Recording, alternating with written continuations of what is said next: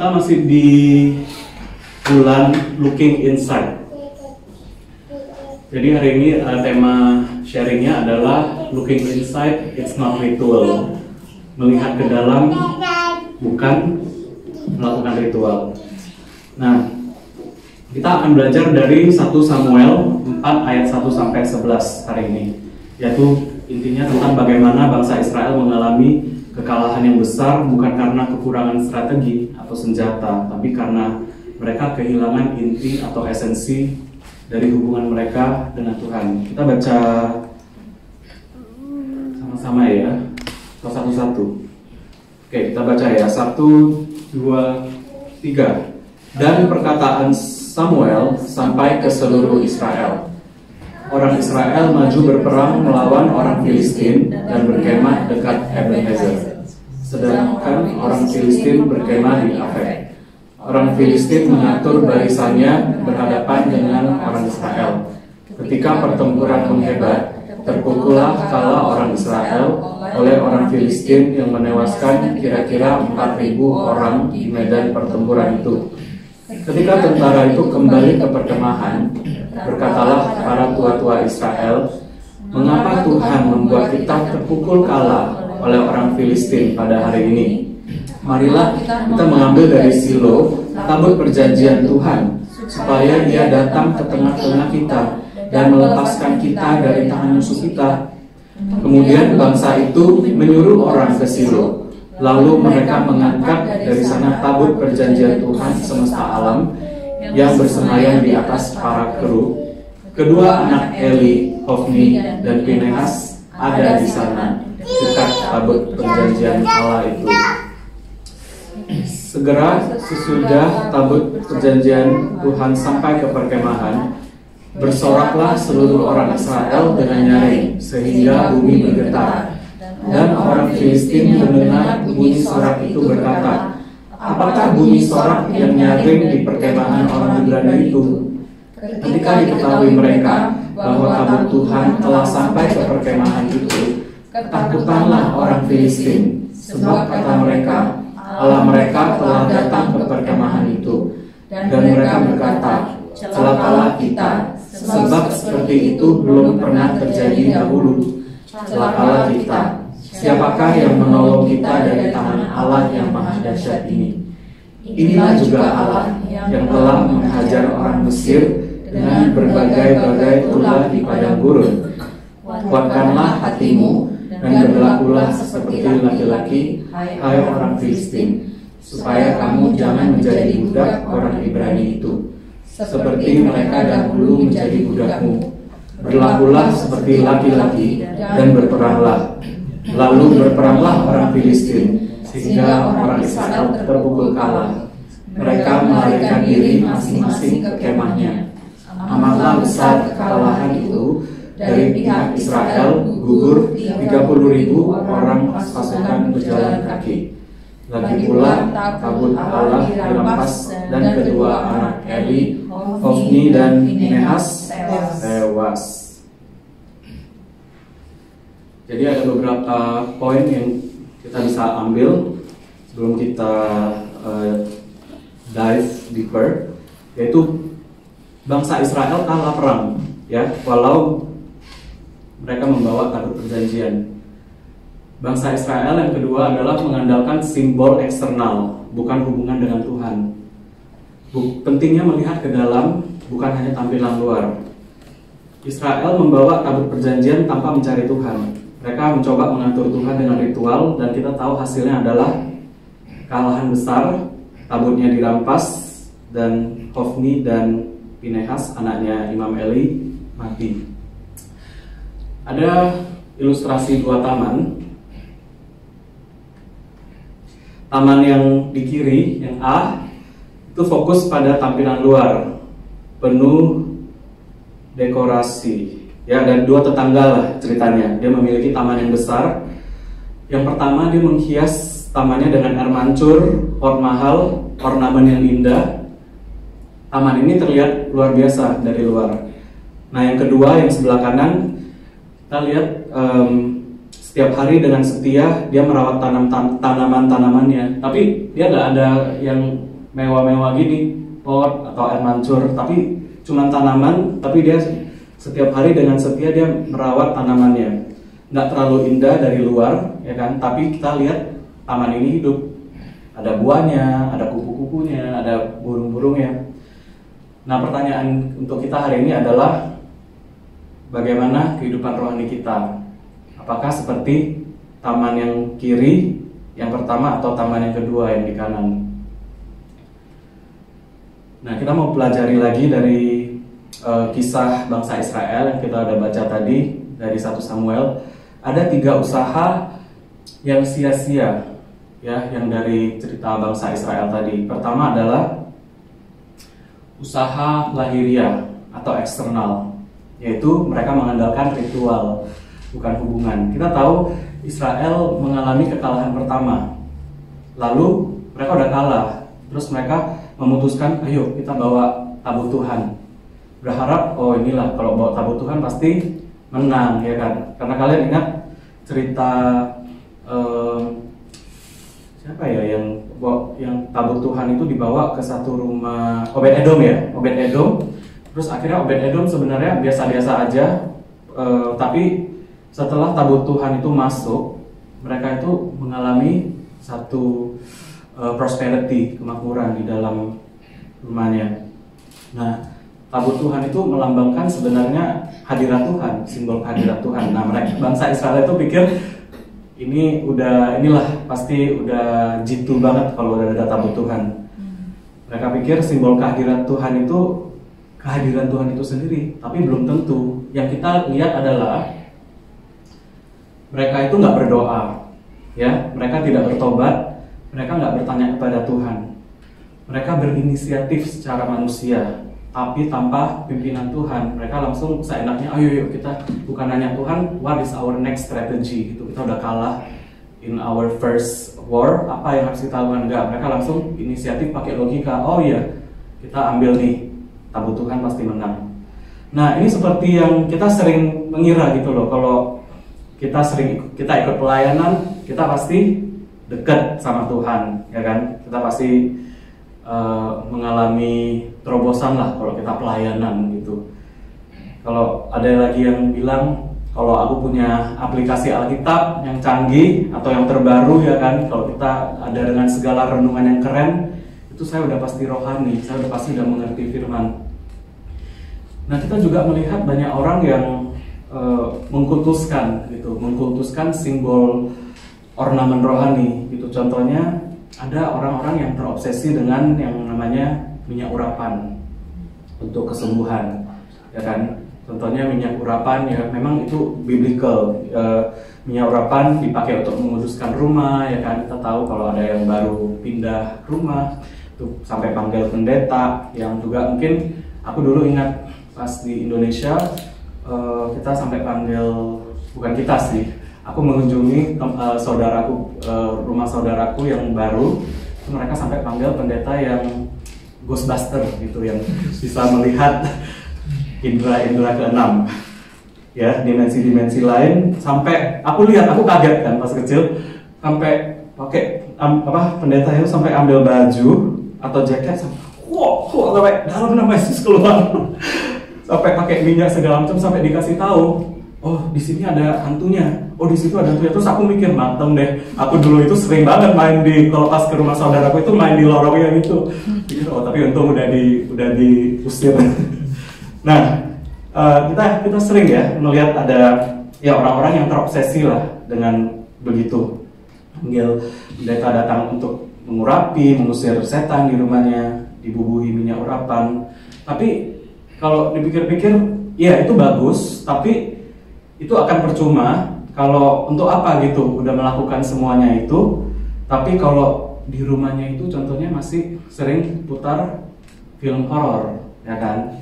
Nah, ketika kita putar-putar film horor itu kan sebenarnya mengundang gitu roh-roh yang bukan dari Tuhan.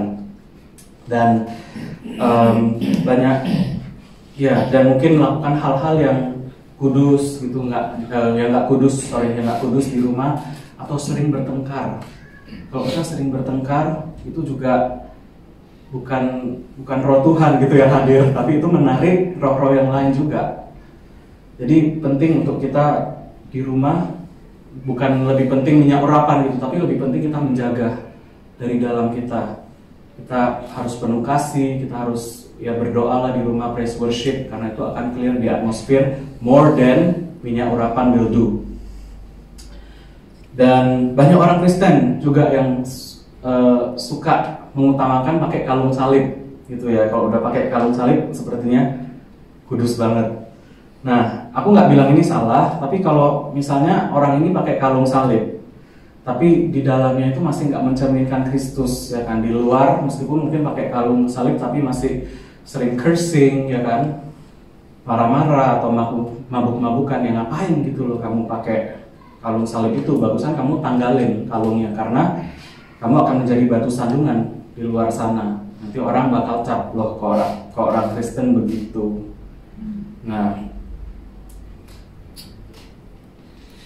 ini membawa kita ke quote yang ini, kerohanian atau ibadah yang sejati itu adalah bukan teori, tapi relation, hubungan. Yang Tuhan cari itu adalah hati yang sungguh mencari Dia. Ini ada pertanyaan reflektif yang kita harus bertanya pada diri kita sendiri. Pada saat ini apa yang lebih kita kejar? Penampilan luar rohani atau pertumbuhan iman dari dalam?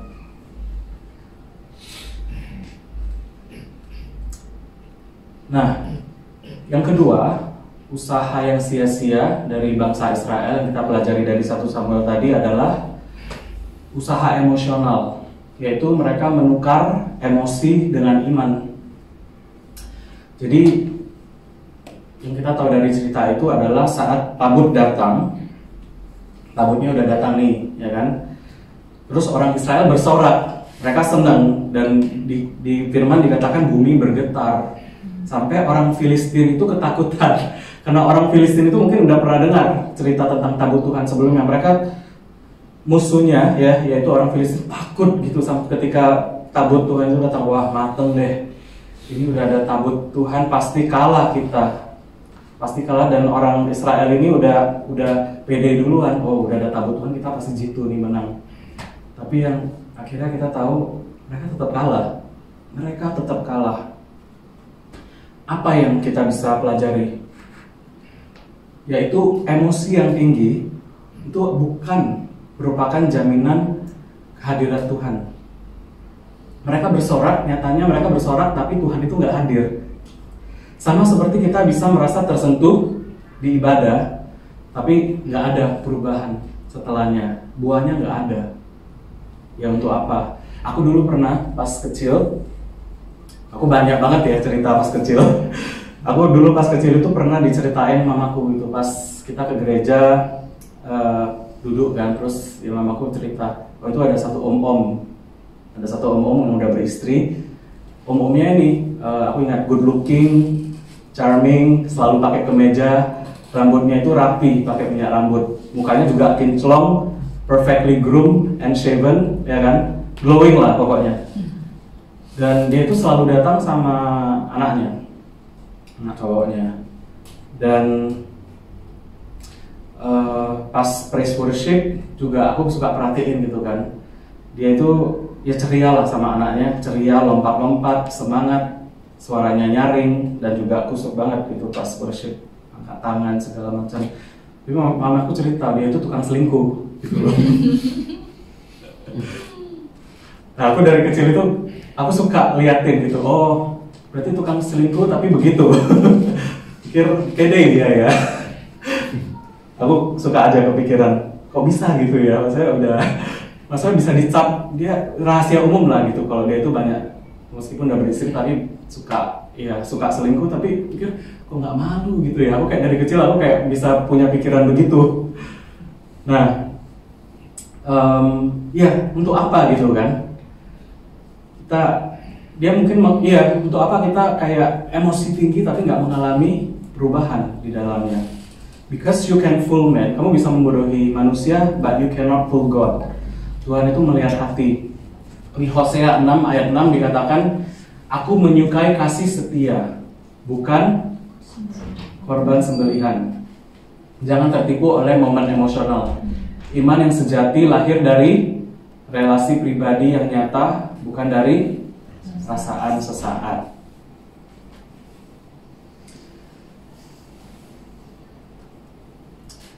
Nah, usaha berikutnya yang sia-sia dari bangsa Israel adalah usaha tanpa Tuhan. Semua jadi sia-sia. Akhirnya kita tahu Israel kalah besar, 30.000 orang mati dari bangsa Israel. Tabut Tuhan yang mereka elu-elukan itu akhirnya dirampas. Hofni dan Pinehas, anaknya Imam Eli, itu tewas mati. Ya, kalau kita flashback ceritanya anak Imam Eli, yaitu kita tahu bahwa Imam Eli itu adalah seorang leader baik Tuhan, ibaratnya leader gereja sekarang lah, gembala gereja sekarang mungkin ekuivalennya. Tapi kedua anaknya itu sangat kurang ajar. Kedua anaknya itu yaitu Hofni dan Pinehas tadi yang mati, itu sangat kurang ajar. Dia tidak menghormati Tuhan. Dia bahkan mencuri persembahan di bait Tuhan dan bisa berzina di kemah suci dengan apa? Perempuan yang melayani di pintu kemah suci. Jadi ibaratnya usher lah. Jadi usher gereja ya. Setiap gereja kan ada usher. Bisa berzina di bait Tuhan dengan ushernya. Ya, sangat keji lah gitu. Makanya, dan intinya mereka menyalahgunakan tugas imam. Mereka untuk peroleh harta, untuk kekuasaan, kenikmatan duniawi, dan yang parahnya ayahnya itu, ayah yang ini yang anaknya dua ini berzina dan mencuri persembahan, si Imam Eli juga nggak tegas, nggak disiplin, mungkin tutup sebelah mata, nggak tahu ya tutup sebelah mata atau mungkin udah capek ngomonginnya nggak didengar. Tapi ya akhirnya ada konsekuensi gitu loh, ada konsekuensi, anaknya mati dan mereka juga nggak mengalami kekalahan, mereka nggak mengalami kemenangan, because you cannot fool God gitu. Kamu nggak bisa, ya kamu ada jabatan imam segala macam, ada tabut perjanjian, tapi kalau hidupmu itu nggak benar, itu nggak akan sampai gitu loh ke atas.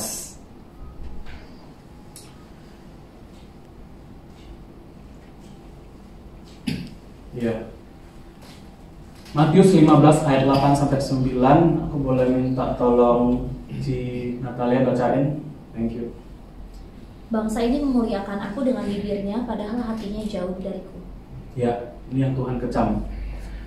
Bangsa ini memuliakan aku dengan bibirnya, padahal hatinya jauh daripadaku. Renungan kita hari ini adalah, apakah ibadah kita yang kita lakukan itu sungguh dari hati kita yang mengenal Tuhan, atau hanya rutinitas?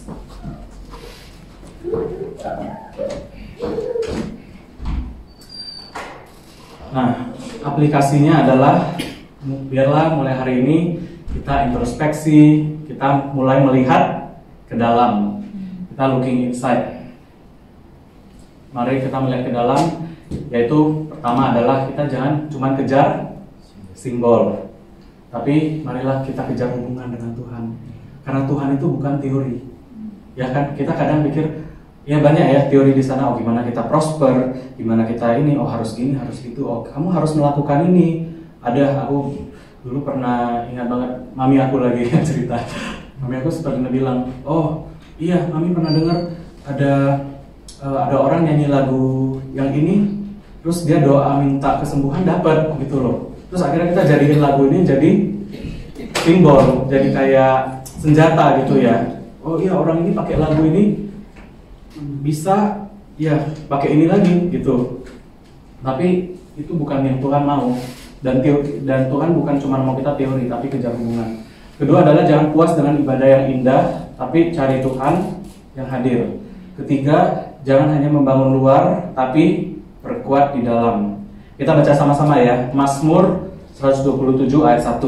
Jikalau bukan Tuhan yang membangun rumah, sia-sialah usaha orang yang membangunnya. Intinya, semua simbol, semua teori yang kita punya itu bisa kelihatannya keren, bisa kelihatannya jitu, tapi kalau Tuhan nggak hadir di situ, ya sia-sia semuanya. Amin.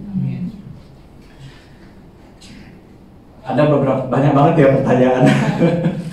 Ada banyak poin reflection pertanyaan hari ini. Ini mungkin bisa kita catat juga untuk mungkin kita bahas di iCare, atau bisa untuk self reflection. Pertama, apakah kita mengenal Tuhan lebih dalam setiap hari? Kedua, ini sebenarnya adalah pertanyaan-pertanyaan di mana kita bisa reflect gitu. Apakah yang selama ini kita kejar itu di luar atau di dalam? Dan ini kita bisa jawab sendiri. Yang kedua, apakah hidup kita ini membuahkan buah roh? Kelihatan nggak kita buahnya? Atau semua cuma di luar doang? Ketiga, apakah keluarga kita merasakan Tuhan dari hidup kita? Karena kita bisa di gereja, ya, banyak pendeta yang di gereja itu sangat kelihatannya sangat caring, sangat rohani, tapi di rumahnya itu mungkin pukul istri atau sama anak-anaknya cursing. Ini yang penting karena anak-anak kita, keluarga kita, suami istri kita itu yang lihat the real kita di rumah, yang tanpa fasad, yang tanpa topeng. Keempat, bagaimana hubungan pribadi saya dengan Tuhan saat ini? Gimana sehari-hari kita? Apakah kita ada saat teduh atau enggak? Kelima, apakah saya beribadah hanya karena kebiasaan atau karena cinta pada Tuhan? Keenam, apa yang bisa saya perbaiki agar hidup saya lebih berakar di dalam Tuhan, bukan hanya di luar.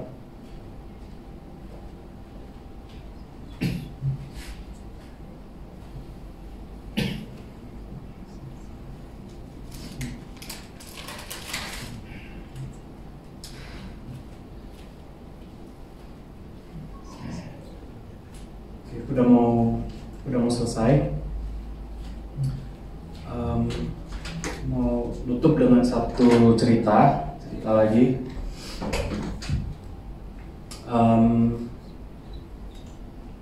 Tanpa perlu menyebut nama, ada satu kelompok pujian penyembahan, ya, yang lagu-lagunya udah mendunia lah.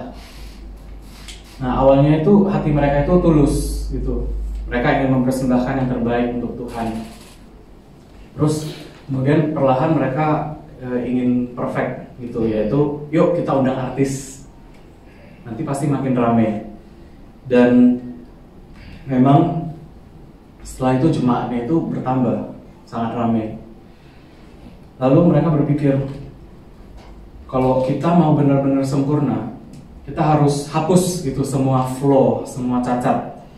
Yuk kita pre-record semua. Akhirnya mereka pre-record musik, termasuk vokalnya juga di pre-record. Jadi hari H itu mereka itu tinggal lip sync. Gereja lip sync. Tapi perfect gitu loh.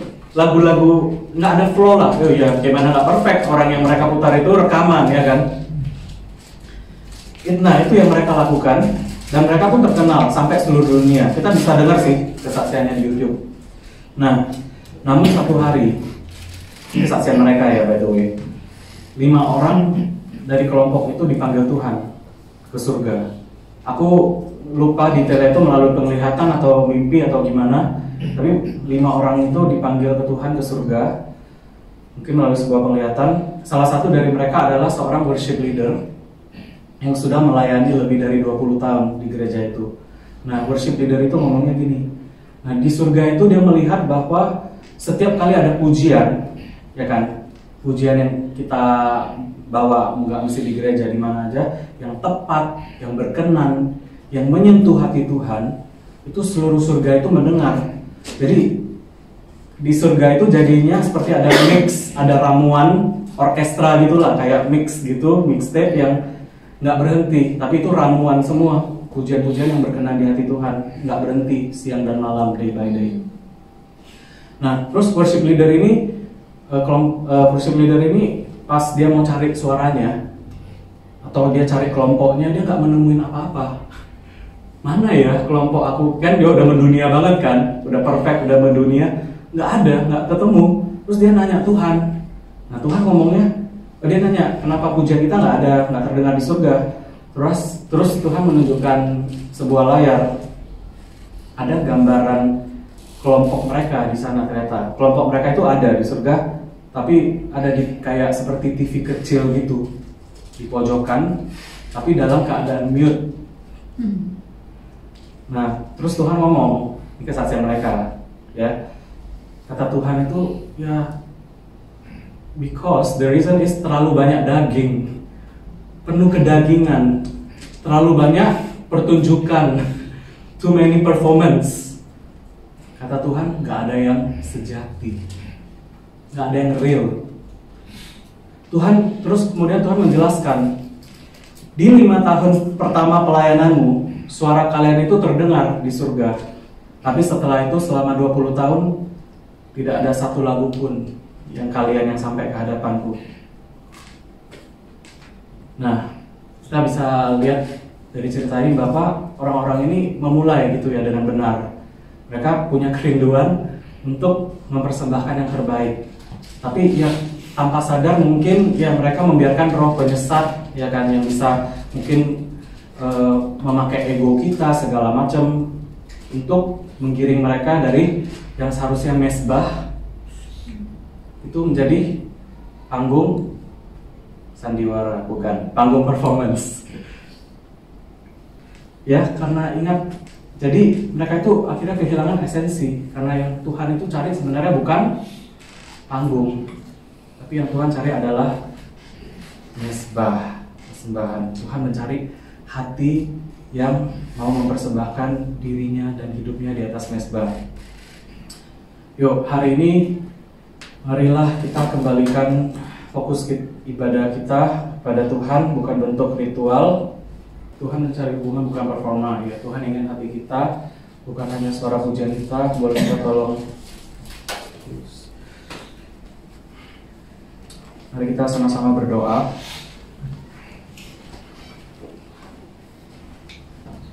Sebelum kita nyanyikan satu lagu ini,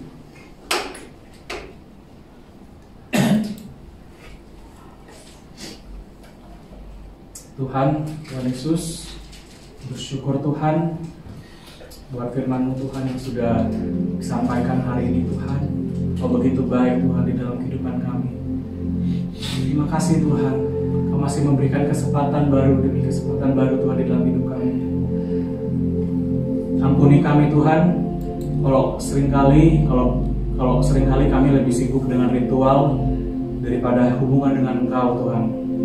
Ajar kami untuk kami sungguh-sungguh mencari wajah-Mu, bukan hanya berkat-Mu. Bantu kami Tuhan untuk membangun taman iman yang subur dari dalam, bukan sekedar penampilan luar. Tuhan, kami berdoa Tuhan, paksakan kehendak-Mu terjadi di dalam kehidupan kami, agar kami sampai kepada janji-janji yang sudah Engkau siapkan buat kami Tuhan. Tuhan Yesus, ampuni Tuhan kalau seringkali kami itu bebal, seringkali kami itu keras, dingin Tuhan. Ajar kami Tuhan untuk kami berserah penuh akan kehendak-Mu dalam kehidupan kami, bukan apa yang menurut kami baik atau benar, tapi yang terbaik menurut pandangan-Mu Tuhan.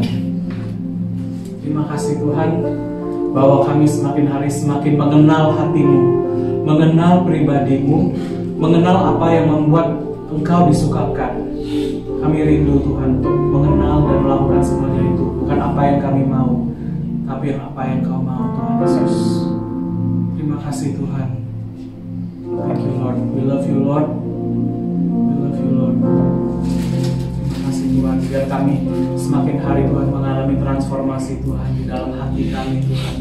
Semakin disempurnakan, semakin dilayakkan Tuhan menjelang kedatangan-Mu kedua kali. Semakin dilayakkan Tuhan menjadi Your bride Tuhan Yesus. Terima kasih Tuhan. Tuhan, Kau terus singkapkan kepada kami Tuhan apa yang perlu kami perbaiki Tuhan di dalam hati kami. Mungkin ada hal-hal yang salah Tuhan, ada hal-hal yang mungkin masih belum tepat Tuhan. Roh Kudus, teach us Holy Spirit, so we can be sensitive to what You want.